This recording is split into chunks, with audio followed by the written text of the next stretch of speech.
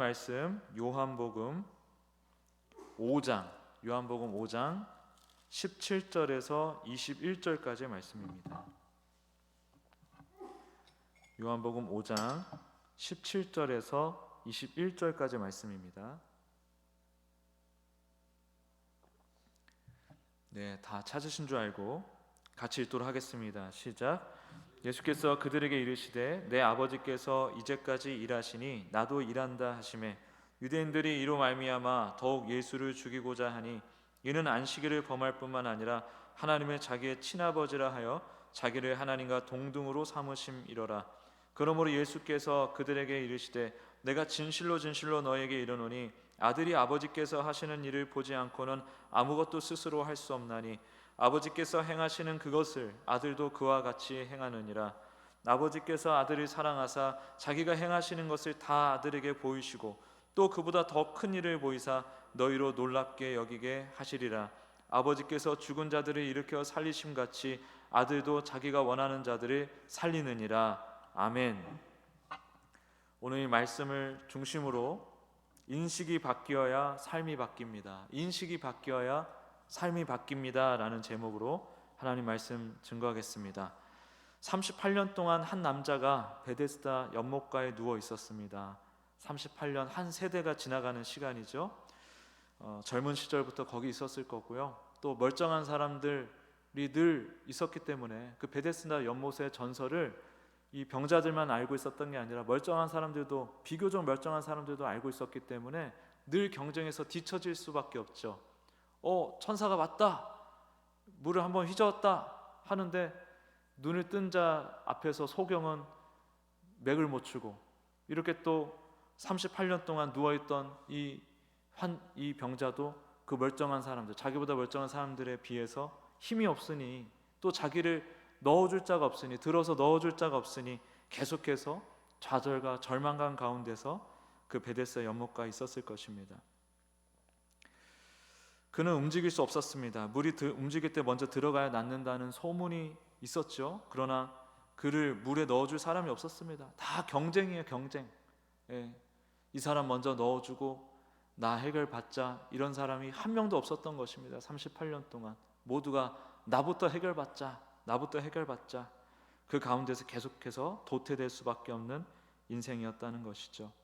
그래서 그의 인생이 사실은 베데스다 연못에서 살기는 살았으되 멈춰버린 것이죠. 그 경쟁에서 계속 도태됨으로 인해서 한 걸음도 새로운 인생으로, 더 나은 인생으로 나아가지 못하고 그냥 멈춰버렸습니다. 예수님이 그를 보셨습니다. 오래되었다는 것을 아시고 예수님은 그냥 지나치지 않으셨습니다. 38년이라는 시간의 무게를 주님께서는 충분히 헤아려 주셨습니다. 그리고 그에게 물으시죠. 네가 낫고자 하느냐? 되게 이상한 질문입니다. 38년 동안 거기 누워있는 사람에게 낫고 싶은지를 묻다니 당연히 낫고 싶겠죠. 근데 왜 굳이 이런 질문을 하실까? 그 진심을 확인하고 싶으셨던 것일까? 이것은 확인보다는 부르심에 가까운 말씀이에요. 너의 시선을, 너의 그 힘의 논리에 취해 있는 이 세상의 논리에 머물러 있는 너의 시선을 나에게로 옮겨라. 나를 보아라. 네가 할 수 있고 없고를 따지지 마라.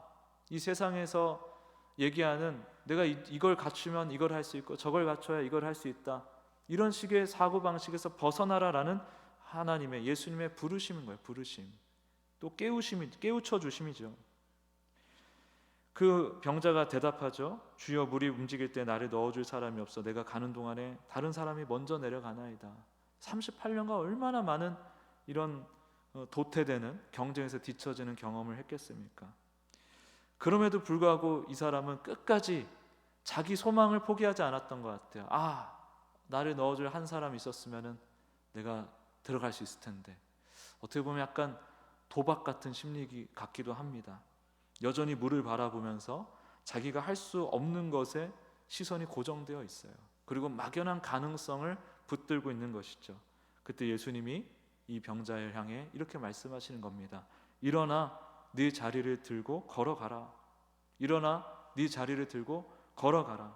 그 순간 그 사람이 나았습니다. 38년 만에, 38년 동안 멈춰있던 그의 인생이 다시 움직이기 시작한 것이죠.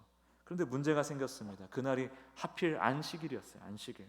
유대인들이 그 이제 병이 나은 사람에게 다가왔습니다. 안식일인데 네가 자리를 들고 가는 것이 옳지 않다라고 얘기를 하죠. 굉장히 놀랍지 않습니까? 이게 사람입니까 이게? 38년 동안 걷지 못하던 사람이 일어났는데 생명이 회복이 됐는데 그들은 놀라워하지 않았어요. 아무렇지도 않았어요. 그들이 놀랐던 건 뭐냐면 규칙을 어겼네? 감히 규칙을 어겼어? 여기에 꽂혀 있는 거예요. 생명이 회복된 그 은혜를 주목하지 못하고 자기네들이 설정했던 그 율법이 깨지는 것에 주목을 했던 것입니다. 왜 그럴까요? 왜 그랬을까요? 그들에게 안식일은 하나님이 쉬시는 날이었거든요. 유대인들에게 안식일이란 말 그대로 하나님이 쉬시는 날이라고 생각을 했어요. 창조를 끝내시고 쉬시는 날. 그래서 안식일에는 아무 일도 해서는 안 됐습니다. 하나님이 쉬시니까 사람도 쉬어야 한다. 하나님이 쉬시니까 사람도 쉬어야 한다. 이게 그들의 생각이었습니다. 그런데 예수님이 그 앞에다가 그 생각을 가지고 있는 유대인들 앞에서 전혀 딴판의 얘기를 하시는 거예요. 내 아버지께서 이제까지 일하시니 나도 일한다. 너희들은 하나님이 쉰다고 생각하고 너희들도 쉬려고 그러지? 아니, 하나님은 일하고 계시고 나는 그 하나님을 따라서 일하는 중이야 라고 말씀하시는 거예요. 여기서 이제까지라는 단어는 지금 이 순간까지 계속이란 뜻이에요. 멈춤이 없이 처음부터 지금까지 계속해서 진행되고 있음을 얘기하는 단어입니다. 이제까지. 하나님은 창조를 끝내고 어디 휴양지로 휴가 가신 분이 아니에요. 쉬고 계신 분이 아닙니다. 지금도 일하고 계시는 분이에요. 인간의 삶 한가운데서 깨어진 우리 인생 가운데 찾아오셔서 우리의 상한 마음, 상한 육신 가운데 계속해서 하나님의 역사를 이루어가고 계세요. 하나님은 멈추지 않으십니다. 38년 동안 그 사람이 거기 누워 있었지만 하나님은 그를 잊지 않으셨어요. 사실은 그 긴 시간 동안에도 하나님은 일을 하고 계셨습니다. 그리고 때가 되었을 때 예수님이 그에게 나타난 것입니다.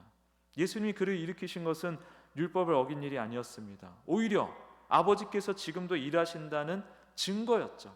예수님이 일하시는 것이 하나님은 안식일에 쉬는 게 아니라 일하시고 계신다는 것을 보여주는, 예수님의 행위가 바로 그런 것을 보여주는 증거였다는 거예요. 안식일에도 38년의 그 절망 속에서도 하나님이 여전히 하나님이 일을 하고 계셨다. 이게 굉장히 중요한 사실이라는 것입니다. 하나님은 어제만 일하신 분이 아니에요. 지금도 일하십니다. 지금 이 자리에서, 지금 내 삶 속에서, 지금 우리 인생 가운데, 내 관계, 일 가운데 하나님의 일을 이루고 계세요. 이 역사 가운데, 이 세계 정세 가운데 하나님의 뜻을 계속해서 이루어 가고 계십니다. 19절에 보면 아들이 아버지께서 하시는 일을 보지 않고는 아무것도 스스로 할 수 없다라고 말씀하시죠. 예수님은 하나님이심에도 불구하고 할 수 없다라는 말씀을 하셨어요. 스스로를 제한하신 것입니다. 자신을 기준으로, 예수님은 당신을 기준으로 판단하지 않으셨어요. 아버지께서 하시는 일을 보고 그 일에 순종하셨습니다. 38년 된 병자를 일으키신 것도 예수님이 스스로 결정하신 일이 아니라고 지금 말씀하시는 거예요. 아버지께서 이미 그 사람 안에서, 그 병자의 삶 속에서 일하고 계셨고, 예수님은 아버지의 그 병자를 향한 일하심을 보고 동참하셨다는 것입니다. 참여하셨다는 것입니다.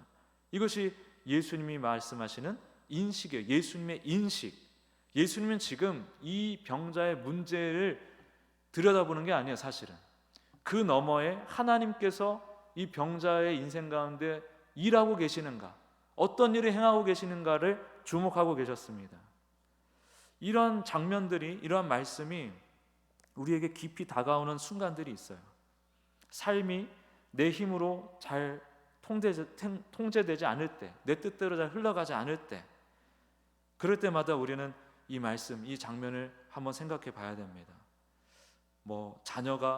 자녀랑 불화가 생기고, 또 가족이 막 어떤 문제가 생겨가지고 바뀌지를 않고, 또 여러 가지 상황적인 한계, 어려움을 직면하고 있는데 아무리 기도해도 상황이 그대로일 때, 변하지 않을 때, 그때 우리 마음속에 이런 생각이 종종 떠오르, 종종이 아니라 그냥 늘상 이런 생각이 떠오를 수밖에 없습니다.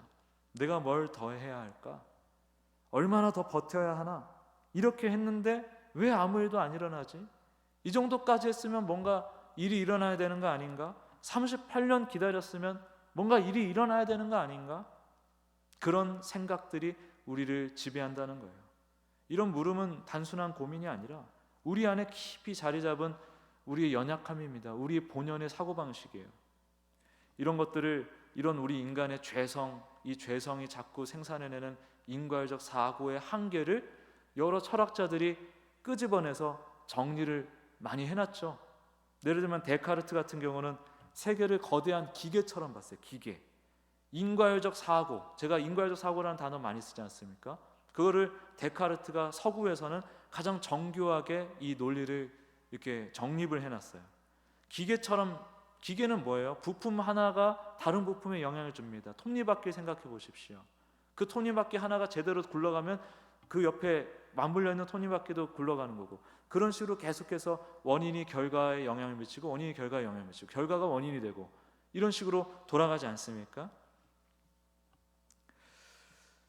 이 원인을 알면 결과를 예측하고 통제할 수 있다고 생각을 한 거예요. 원인에 의해서 결과가 생긴다. 그래, 좋아. 그렇다면 원인을 알면 결과를 통제할 수 있겠네? 라고 믿었어요, 데카르트는. 그래서 그의 철학이 근대 과학의 토대가 됐습니다. 어떤 문제 해결, 현실의 해결. 동시에 우리에게 이런 기대를 심어주었습니다. 내가 원인을 제공하면 결과가 따라와야 한다. 내가 어떤 원인을 투입을 하면 그에 걸맞는 결과가 따라와야 한다. 이것을 우리는 신앙에서도 적용을 하고 있죠. 내가 이 정도 기도했으면 이만한 결과가 따라와야 된다. 이 정도 헌신하고 인내했으면 이 정도 결과가 따라와야 되는 거 아닌가 하는 생각을 우리가 하게 된 거예요. 마치 자판기처럼.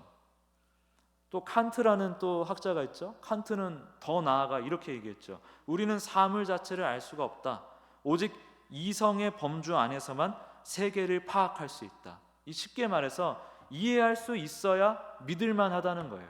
이해할 수 있어야 믿을만 하다는 거예요. 어차피 우리는 다 모르는데 우리의 이 지각에 포착된 이 세계만 우리가 이해할 수 있고, 또 우리가 포착해서 이해한 이 세계만 우리가 존재하고 있다라고 믿을 수 있다는 거예요.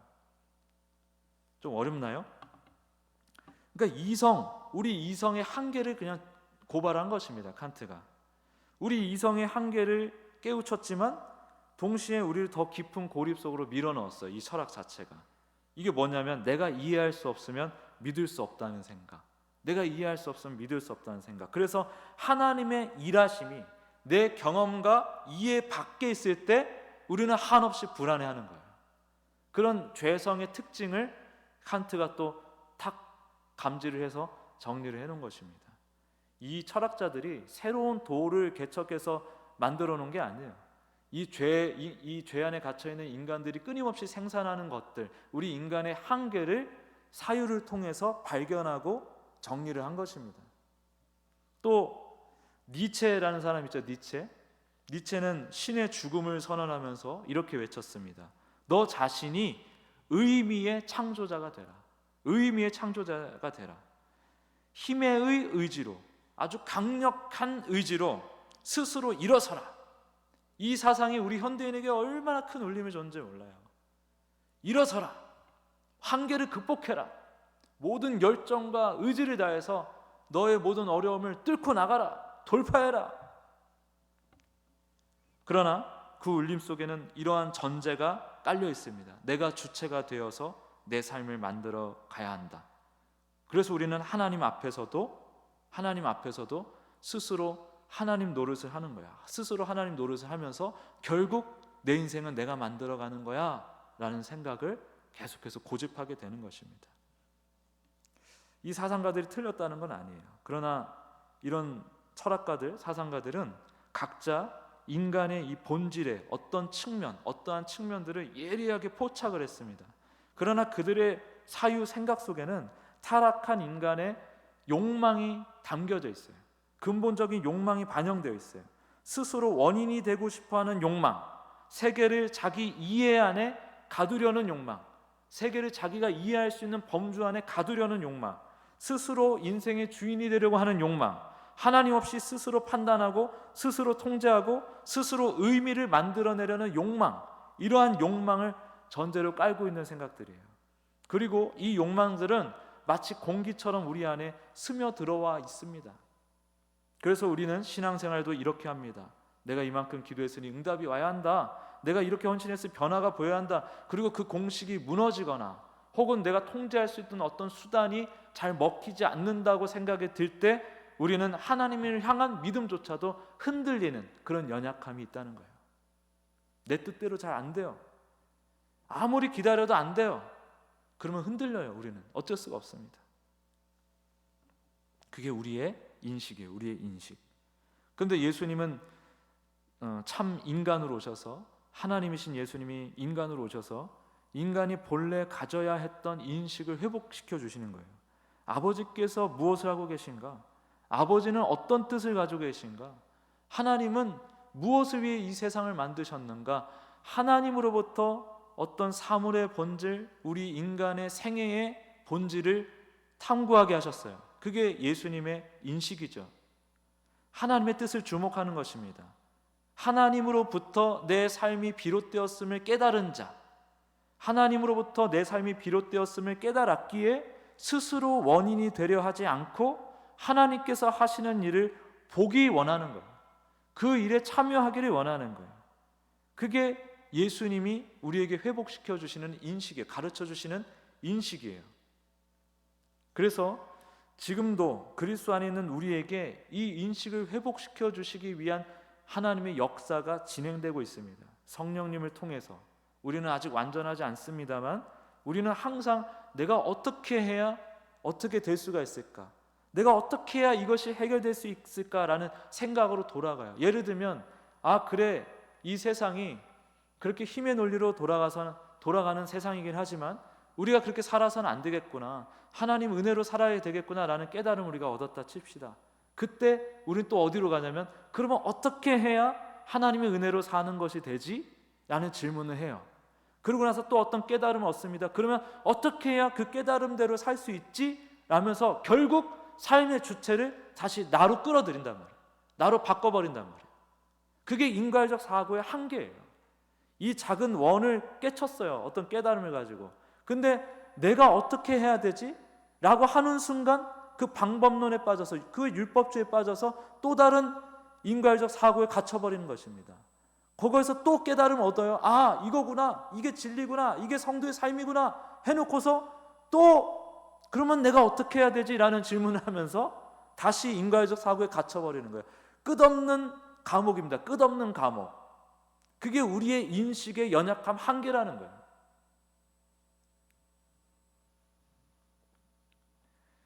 성령님께서는 말씀을 통해서 예수 그리스도를 깨우쳐 주시며 계속해서 말씀하고 계신 거예요. 하나님이 지금 무엇을 하고 계신가를 알아야 한다는 것이죠. 또 그것을 우리에게 계속해서 말씀을 통해 가르쳐주고 계심에도 불구하고 우리는 여전히 내가 무엇을 해야 될 것인가에만 몰두하는 성향이 있단 말이에요. 근데 이게 다 앞서 제가 철학적으로 조명했듯이 또 논리적으로 설명해 드렸듯이 인간의 죄성으로부터 나온, 죄가 자꾸 생산해내는 죄의 인식이에요. 죄인의 인식이에요. 사실은 나는 결과를 만들어낼 수 없습니다. 원인도 될 수 없습니다. 하나님이 원인이시고 하나님이 결과를 만들어내시는 거예요.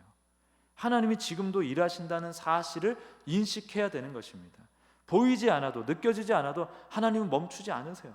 그 인식이 있을 때 우리의 감정이 잠깐 흔들려서 혹은 인생에 여러 가지 문제가 생겨서 잠깐 엎어질 수는 있지만 아주 엎드려지진 않는 거예요.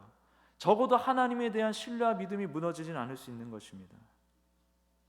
20절을 보면 아버지께서 아들을 사랑하사 자기가 행하시는 것을 다 아들에게 보이신다. 예수님은 아버지의 일하심을 보셨습니다. 저절로 아신 게 아닙니다. 물론 저절로 아실 수 있는 분이에요. 근데 굳이 이렇게 말씀해 주셨다는 건 뭐냐면 아버지 하나님께서 사랑하시는 자녀에게 사랑으로 하나님의 일하심을 보여주신다는 사실을 가르쳐주기 위해서예요. 그리고 지금 그리스도 안에 있는 우리에게도 하나님께서 성령님을 통해 하나님의 일하심을 계속해서 보여주시고 들려주고 계신다는 것을 말씀하고 계신 것입니다. 우리는 하나님을 이해하지 못합니다. 다 이해하지 못합니다. 그러나 하나님은 사랑의 관계 안에서 우리를 깨우십니다. 고난 속에서도 혼란 속에서도 하나님은 계속해서 하나님의 일하심을 우리에게 각인시켜 주신 거예요. 소망의 근거를 나에게 두지 않도록, 내가 뭘 해서 되는 게 아니라 오직 하나님의 은혜로만 내 삶이 기경되고 바뀌고 변화될 수 있다는 것을 계속해서 깨우쳐 주시는 것입니다. 그렇다면 하나님은 지금 무엇을 하고 계실까요? 무엇을 하고 계실까요? 변화되지 않는 것처럼 보이는 우리 인생 가운데서, 이 답답하게 느껴지는 이 상황 가운데서 하나님은 도대체 무엇을 하고 계실까요? 첫째는 하나님은 보이지 않는 곳에서 씨앗을 계속 심고 계세요. 농부가 씨를 뿌리면 땅속에서는 보이지 않는 일이 일어납니다. 씨앗이 껍질을 깨고 뿌리를 내리고 양분을 흡수하고 아무것도 일어나지 않는 것처럼 땅 위를 이렇게 보면은 아무것도 일어나지 않는 것처럼 보이지만은 땅 밑에서는 계속 그 생명의 역사가 일어나고 있어요. 하나님은 우리가 보지 못하는 영역에서, 우리가 통제할 수 없는 그 영역에서 하나님의 일을 하고 계세요. 그 일은 뭐냐면 우리를 살리는 일이에요. 우리를 건져내는 일입니다. 둘째, 하나님은 시간을 통해서 성숙하게 만드십니다. 성숙하게. 하나님의 자녀를 성숙하게 만드세요. 근데 문제는 시간이 그 재료라는 것입니다. 이게 왜 문제라 그러냐면 우리는 조급하거든요. 즉각적인 변화를 원하거든요. 그런데 하나님은 안 급해요. 하나님은 결과를 완벽하게 만들어내시길 원하시는 주님이시기 때문에 시간을 충분히 들여서 충분한 재료가 될 만한 만남과 사건들을 충분히 재료 삼으셔가지고 충분한 시간 속에서 숙성시켜서 우리를 하나님과 진정한 가족으로, 친구로 만들어내신다는 거예요. 너무 빨리, 너무 조급하게 열매를 맺으려고 하면 상합니다. 그냥 막 급해가지고 물 주고 햇빛 쐬고 뭐 양분을 주면은 자라는 거지 해서 물을 막 계속해서 주고 양분을 막 끊임없이 주고 햇빛을 막 그냥 말라 비틀어질 때까지 쬐게 하고 그러면 죽는 거예요. 열매가 상하는 거예요. 그 조급함이 우리를 굉장히 불안하게 만들지만 하나님은 어쨌든 일하고 계신다는 것, 표면적인 어떤 우리의 행동 수정이 아니라 우리의 근원적인 변화를 위해서 지금도 계속해서 시간을 통해 역사하고 계시는 거예요. 세 번째는 우리 자신을 다루고 계세요. 우리 내면을 다루고 계세요. 우리는 주변에 나를 힘들게 하는 관계들이 있습니다. 그 상대방이 변하기를 기도합니다. 그런데 하나님은 종종 우리를 먼저 만지십니다. 기도하는 동안 우리의 교만이 깨집니다. 기다리는 동안 우리의 통제하고 싶어하는 욕구, 통제하고 싶어하는 욕망이 내려놓아집니다. 견디는 동안 우리 안에 진짜 사랑이 자랍니다. 이것이 하나님의 방식이에요. 그분은 한 사람만 변화시키는 게 아니라 관계 전체를 새롭게 하십니다. 모두를, 전체를 변화시키는 하나님이십니다. 우리가 원하는 변화보다 훨씬 더 깊고 넓고 큰 변화를 일으키시는 하나님이시라는 사실을 우리가 믿어야 될 것입니다. 또 하나님은 보호하고 계세요. 보호하고 계세요. 넘어지나 아주 엎드러지지 않도록. 우리가 보기에 우리는 어둠 속에 있는 것 같습니다. 어떤 인물들을 봤을 때 되게 위험해 보입니다. 예를 들면 어디 중독에 빠져 있고 관계에서 멀어져 있고 질서에서 멀어져 있고 믿음에서 떨어진 것 같고 그렇게 보여지는 그 사람을 하나님께서는 완전히 놓지 않으세요. 보이지 않는 손으로 그를 지키시고 계속해서 다루어가고 계세요. 더 깊은 구덩이로 떨어지지 않도록, 완전히 무너지지 않도록 붙들고 계십니다. 우리 눈에는 그가 하나님으로부터 멀어지고 있고 계속 엉망진창으로 되어가는 것 같고 또 우리 자신도 그렇게 되어가는 것처럼 보일지 모르겠지만 하나님은 그런 와중에 우리를 계속 보호하고 계세요. 사실은. 그리고 때가 이르면 하나님께서는 그분의 때가 있습니다. 그때는 모든 조건이 딱 맞아 떨어지는 순간 우린 그건 알 수가 없어요. 그 조건들이 뭔지도 알 수 없고 아무튼 마음이 준비가 되고 상황이 준비되고 어떤 완벽한 하나님께서 얘기하시는 그때 반드시 급격한 변화, 하나님께서 작정하신 그 변화가 반드시 일어나게 돼 있어요. 예수님께서 말씀하셨습니다. 이보다 더 큰 일을 그에게 보이사 너희로 놀랍게 여기게 하시리라. 그 더 큰 일은 어떤 극적인 기적을 얘기하는 것보다도 생명에 관한 일을 얘기하는 거예요. 더 큰 일이라는 것은 죽음과 같은 상태, 죽은 것처럼 보이는 어떤 일, 내 영혼의 상태, 어떤 관계, 그 문제를 생명으로 옮기시는 일을 얘기하는 것입니다. 21절을 보면 아버지께서 죽은 자들을 일으켜 살리신 같이 아들도 자기가 원하는 자들을 살린다라고 말씀하고 있습니다. 여기서 일으켜라는 말이 잠든 자를 깨우다는 뜻이고요. 살리신다라는 말은 생명을 불어넣다는 뜻이에요. 이것은 즉각적으로 잠깐 숨통이 트이는 정도를 의미하는 게 아니라요, 완전하게 깨어나는 거예요. 점차 조금씩 깨어나지만 완전하게 깨어나는 거, 완전하게 생명으로 옮겨지는 거, 그것을 얘기를 하는 것입니다. 믿음이 식은 사람, 사랑이 식고 어떤 거대한 문제 가운데 영혼이 막 너무 고통스러워하고 우리를 짓누르는 여러 가지 것들이 있지 않습니까? 그런 가운데서 우리의 안에 끊임없이 이 생명의 역사를 일으키고 계시는 하나님이 계시다는 사실 꼭 기억하십시오. 우리 인식에 한계가 있습니다. 내가 얼마큼 더 해야 됩니까? 언제까지 이걸 견뎌야 합니까? 왜 기도했는데 아무 일도 일어나지 않습니까? 그런 기대가 무너지는 순간 우리 실체가 드러나는 것이죠. 예수님은 우리를 바라보실 때 그 문제를 바라보시는 게 아닙니다. 살려야 할 생명으로 바라보세요. 이게 무슨 얘기냐면, 죽은 것처럼 보이는 영혼에게는 하나님의 말씀이 들리지 않죠. 그에게 필요한 것은 생명이에요. 생명. 그러니까 지금 하나님께서 생명으로 본다는 얘기는 뭐냐면, 우리의 문제 인식을 개의치 않으신다는 뜻입니다. 이게 무슨 얘기냐? 하나님께서는 죽은 것을 살리시는 거잖아요. 우리가 어떤 관계 때문에 고민을 한다? 그게 나에게 굉장히 시련을 주지 않습니까? 근데 하나님은 그 일을 죽음처럼 보신다는 거예요. 우리는 죽음이 가장 무거운 주제고, 또 나머지 우리 인생의 일상들은 그보다 좀 가벼운 주제고, 이렇게 비교하는 또 생각들이 있지 않습니까? 근데 하나님은 우리가 고통스러워하는 그 모든 문제를 죽음과 같은 문제로 보신다는 거예요. 우리 인생의 모든 문제를. 그리고 생명으로 옮기시는 일을 하신다는 건데, 이건 무슨 얘기냐면 우리 인생의 그 모든 일에 개입하셔서 살려내신다는 뜻입니다. 하나님께서 역사하셔서 그 모든 일을, 죽음에서 생명을 옮기는 그 엄청난, 거기에 얼마나 엄청난 능력이 필요하겠습니까? 하나님께서 온갖 능력을 쏟아부어서 우리의 문제를, 우리의 인생을 그렇게 해결해 주신다는 걸 얘기를 하는 거예요. 그래서 사실은 하나님을 진짜 우리가 믿음의 눈으로 온전히 볼 수만 있다면, 하나님의 일하심을 볼 수만 있다면 우리가 문제 앞에서 쫄 필요가 없습니다. 주눅들 이유가 없습니다. 그냥 주님께서 일하고 계신다라는 사실을 굳건히 믿고 계속해서 마땅히 해야 될 바를 하면서 살아가야 되는 것이죠. 우리가 선을 행하되 낙심하지 말지니 포기하지 아니하면 때가 이름에 거두리라. 인내는 연단을 소망을 이루는 줄 알미로다. 너희의 인내로 너희 영혼을 얻으리라. 우리는 기다려야 돼요. 충분히 기다려야 됩니다. 그런데 그 기다림은 무력한 시간이 아니에요. 하나님의 손을 계속해서 신뢰하며 견뎌내는 시간입니다. 사실은 이기는 시간입니다. 그 시간이 매우 길어 보여도 하나님은 그 시간 속에서 일하고 계세요. 지금 먼저 우리가 해야 될 것은, 하나님께서 일하시는 것이, 하나님의 일하심의 결과가 내가 기대하는 것과 전혀 다른 모습일 수 있다는 것을 우리가 늘 생각해야 됩니다.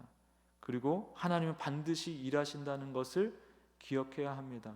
하나님이 일하시는 그 일하심은 우리를 죽음에서 생명으로 옮기시는 일이라는 것을 또한 같이 생각해야 합니다.